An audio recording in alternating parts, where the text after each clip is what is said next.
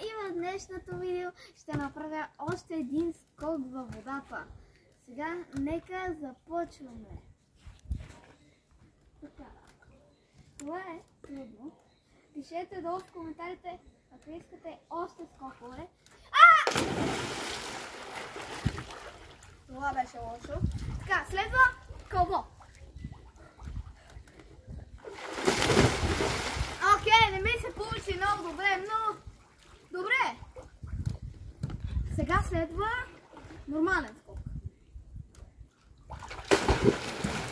Сега следва като жаба да съм, хора. Квак. И последния скок, хора.